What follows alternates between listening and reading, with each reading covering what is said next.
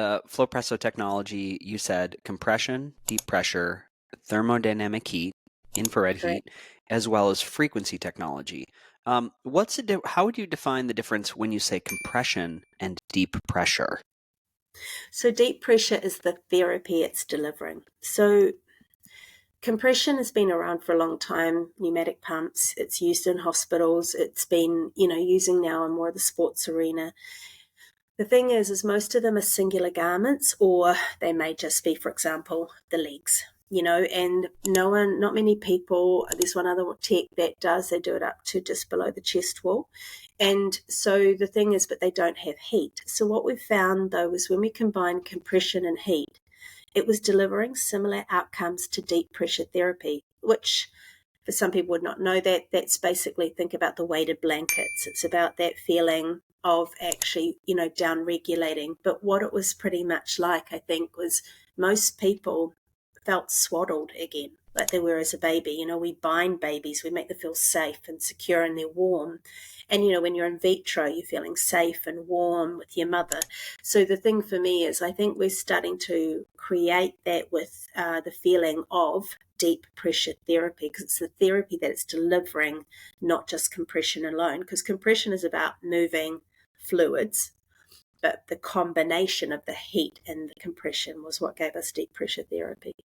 Yeah. Um, and that's a very common question. People say, well, this Flowpresso, because if somebody hasn't seen it at home, and we'll definitely splice in videos of people being in the full body suit, it's really like getting buttoned into a spacesuit, all the Mm-hmm. way from your feet are wrapped, your ankles, your calves, your legs, your belly, your arms. There's a back piece. It's like a whole body experience. Um, but people often say, they're like, well, I've done compression. It's just the legs. This looks like the whole body. So what's the big difference? For me, the lymphatic system is a whole system.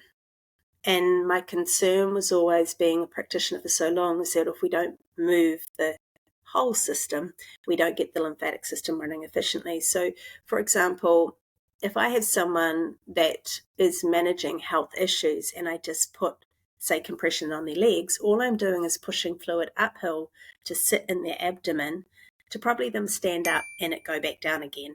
Or more importantly, creating another issue where I'm what we call pooling fluid in the area. And that's always been a concern for me. I want the whole lymphatics functioning correctly.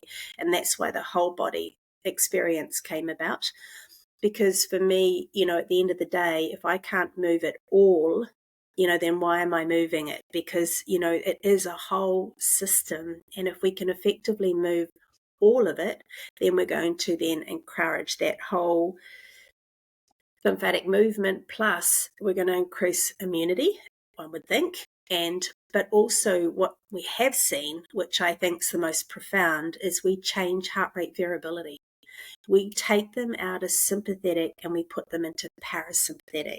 To me, that is the game changer, because when you're just sitting there with them on your legs, for example, you're sitting there playing with your phone, you're not letting go, you're not relaxing, you're not unwinding.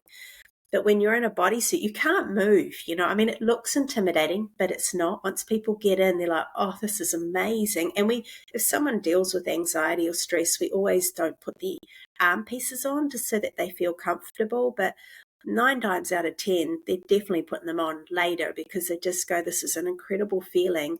And so, when we can down regulate someone, not only does your lymphatic function more efficiently when it's in parasympathetic, but we're also helping you reverse that fight flight.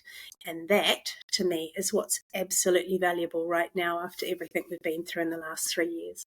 Yeah, I would join with you in that, and I think that, um, as we said in different parts of the show, that the subclavian up here in the terminus, like if we're not going to get the elements out of the interstitial tissue up to where the body can then process it through the liver and the bowels, it's very incomplete if you really want to look at it like a systems approach. And honestly, it's like, as far as a clinician or a practitioner, getting the best possible results for the people that you're working with. I know we have so many people that do the cryotherapy or the spot treatment, and where they're freezing adipose tissue off, and that's a very big Um, that's a very big collaboration. Everybody loves Flowpresso for that because it's the whole body. And when you're doing the heat, you're getting that deep pressure and that compression across the whole system. That's really interesting.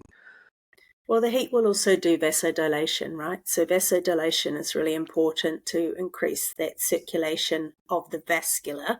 So what that means is more nutrients, more blood flow, more oxygen. So also from that aspect, heat can be incredible for improving that overall, again, circulatory system.